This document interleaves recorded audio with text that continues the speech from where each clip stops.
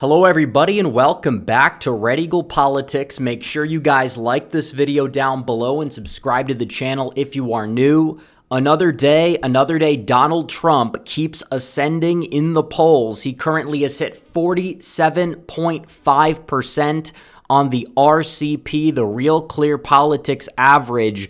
Joe Biden, incumbent President Joe Biden, down there at 44.2%. I mean, you're talking about the fact that we're officially 4 months away from the election, and Democrats, they don't even know if they want to keep Biden. Like, it's a big train wreck. It's a big mess. They've really put themselves in a deep, deep hole with all the gaslighting, trying to prove that they were right and Joe Biden is perfectly mentally capable. No, he's not. He's the nominee. And now they're likely stuck with him unless they want to go down the Harris road, which we've seen some other polls that have her losing by twice the margin that Joe Biden's losing by. But take a look at these numbers before we get into some of the juicy news about the potential replacement. Donald Trump, he leads by 3.3% nationwide, his largest lead since January, right after Iowa, where he saw a spike. Donald Trump leads the polling aggregate by over 3 points, and you have 4 months to go. This isn't like 4 years away from the election. This is comprehensive data. And you look at the generic ballot, Republicans now have seen a surge because of this. They're up by 1.5%, lagging behind Trump, but still in the lead. Biden's approval rating is down in the gutter, minus 19.3, minus 21 on 538. And then the direction of country polling was already in the gutter. It's still in the gutter, but the swing states, these are huge. Arizona, Trump by 6. Georgia, Trump by almost 5. Michigan, Trump by 2. Nevada, Trump by 4.5. North Carolina, Trump by almost 7. But Pennsylvania, Trump by 3.2. And then Wisconsin, Trump by 2, which they did come out with that court ruling about drop boxes. I think we can make it backfire if we play our cards right. We need to make sure that we get people voting regardless. You can't take our foot off the gas. Can't take anything for granted because we've seen what it's like before. But when it comes to polling, Donald Trump polling 12 points better than he was at this point in 2020, when even then it took miracles for Biden just to barely dance across the finish line. It's like, yeah, it's looking good so far. And Joe Biden, he is so defiant. He is defiant as you possibly can be. He is saying, I'm the sitting president of the United States and I'm the nominee of the Democrat Party. I'm staying in this race. So Joe Biden has made it clear he does not want to drop out. His family doesn't want him to drop out. And they've made so many statements at this point that would indicate that he's not dropping out, to the point where it's like, if he does drop out, it becomes an even bigger scandal because he's basically being forced out. He would basically be being cooed. And now Senator Mark Warner allegedly is now saying that he wants Democrats to meet and discuss this candidacy. It almost seems like there's some sort of Senate coup going on, but the DNC, a lot of Biden's close associates, the people that have the most power in the Democrat Party, these are people that are standing with Joe Biden. They're not trying to force him out, at least not right now. And that's kind of the situation that the Democrats are in. But in terms of Joe Biden, the guy is still not well. They keep trotting him out there to do these events, and you could see him with his sidekick and his handler and his sidekick's husband at the 4th of July event. We could play this clip here because this is just next level. And we give thanks to our Commander-in-Chief, the President of the United States, the extraordinary President of the United States, Joe Biden! By the way, before we get to this next part, she is just so unlikable. She's just a clown. And you're going to really expect Democrats to replace Biden, knowing that if they had to do it, it would have to be with her. It would be a walking train wreck that they would be getting themselves into. But that's beside the point. Look what Biden does when he gets the microphone. Happy Independence Day! So he's kind of confused over what holiday it is. Now you could say, you're being facetious and he was just making a joke, but why are you making self-deprecating jokes like that when you're trying to prove to the American people that you are indeed well? This is politics. You don't need to be going out there and saying, well, yeah, I'm not a young guy. My brain doesn't function as well as it used to. Okay, this is not 8 Mile. This is politics. You're trying to prove yourself to be capable. and you're just sitting there, I guess, messing around. And that's honestly if he was messing around. Maybe that's just a phrase that Biden likes to use. But either way, it's just a bad look. Like, have the mental capacity to understand what you're doing here. Just have the mental capacity. But that wasn't it. Biden goes to Wisconsin today to prove himself as well. The rally lasted for 40-some minutes, and Joe Biden spoke for about 10 minutes of it, largely off a teleprompter. And then he's going to do some interview with ABC that's like allegedly the make or break interview that's going to be released tonight. We'll see how that goes. But look at Biden's speech right here. Look at what Biden says in regards to his ability to stay in the race. Well, guess what? They're trying to push me out of the race. Well, let me say this as clearly as I can. I'm staying in the race.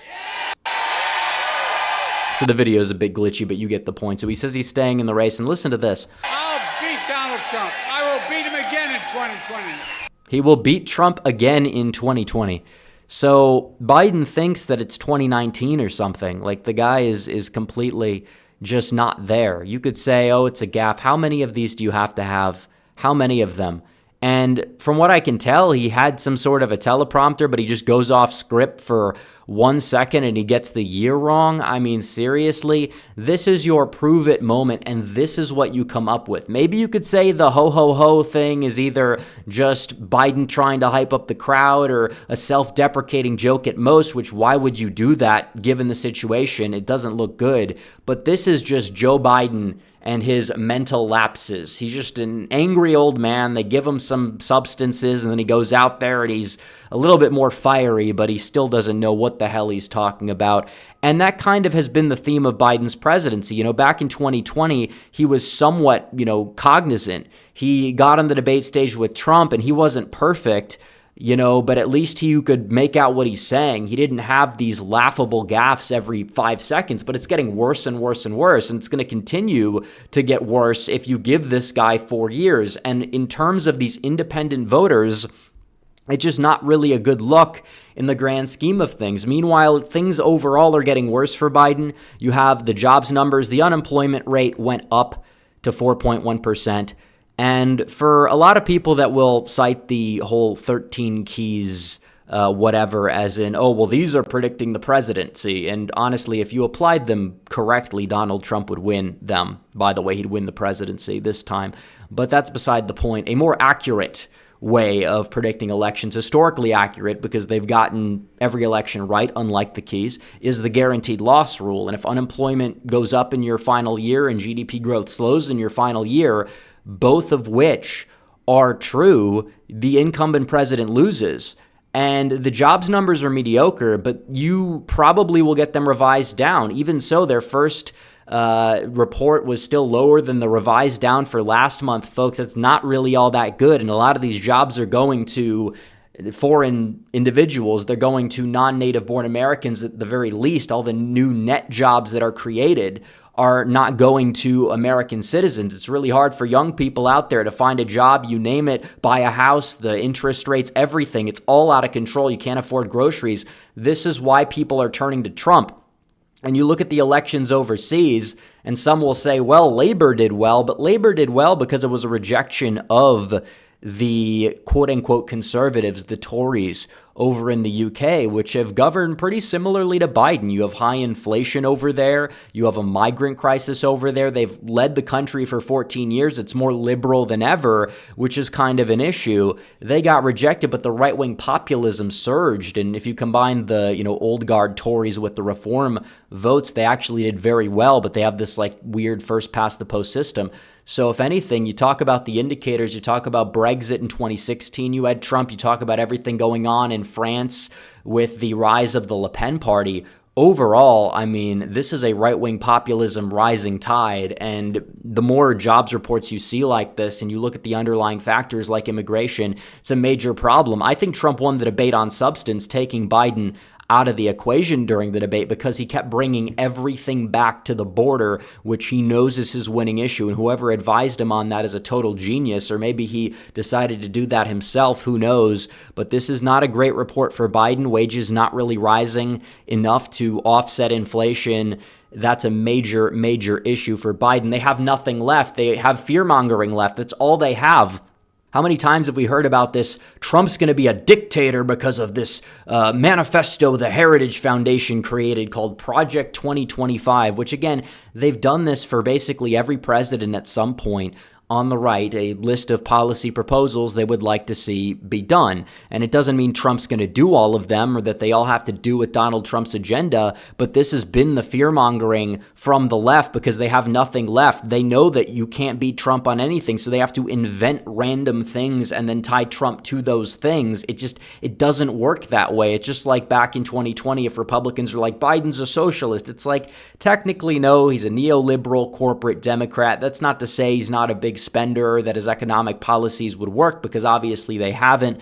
But the term socialism, it's like a buzzword, and it didn't really fit. And this is the same thing. They say Trump's going to take away birth control. It's like, you think Donald Trump, of all people, is going to go out there and ban birth control? Now, I will say there are good elements of Project 2025 that I agree with. Some things that Trump probably doesn't even agree with. But that's beside the point. Some people are like, he's punching right on this. It's never been his agenda. Agenda 47 is Donald Trump's agenda. It's on his website. It's a very good agenda. There's a little bit of overlap on immigration, on other things, that's true. But Trump coming out now and saying he knows nothing about Project 2025, he has no idea who's behind it. He probably does, but that's just how Trump talks about things that he doesn't agree with or kind of wants to quasi-disavow, which is kind of what he did. And he says that some of the things they're saying are ridiculous and abysmal, but I wish them well. I wish them luck, which is what he says to literally anybody, his political opponents, you name it.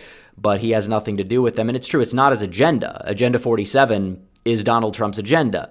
And there are some overlap, that's true, but those are not usually on like the unpopular things they'll point to. Oh, Trump wants a theocratic dictatorship. And it's like, really, do you think Donald Trump, who's like kind of moderate on some of those social issues, too moderate at times actually, is going to usher in some sort of religious theocratic dictatorship?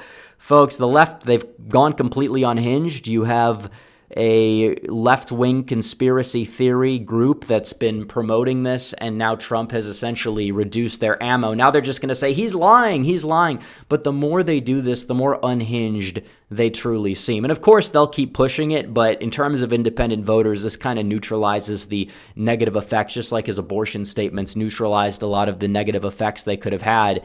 And combine that with Biden's utter implosion, it's like he's not giving them any ammunition right now, and he's leading the polls by 3.3%. He's got more money than Biden to spend down the stretch. They're building up a ground game down the stretch. Trump has all the momentum as things stand right now. Most swing states are outside of the margin of error. It feels good. Enjoy it. It really does. Enjoy the weekend. It feels great. We're definitely on the winning trajectory, and we don't even have to do much. The media is fighting Biden. The left is fighting with each other. And you're seeing Biden's numbers collapse and Trump's numbers grow stronger than ever. But at the end of the day, voting is important. You can't take it for granted. I don't care if Trump is up by 10. You got to act like you're down by a few points, so we make sure we get out and vote. Bring everybody with you. You know, we should be talking about having a landslide so big that we flip a state or two on election night that nobody's thinking about and nobody should be thinking about. So let's make this like a reverse 2008 if possible. Let's do it. So anyways, guys, thanks for watching this video. Like this video down below, comment down below, subscribe to the channel, hit the bell for notifications so you never miss another video. Follow me on social media. The links are all in the description down below, and I will see you guys in the next one. Red Eagle, out.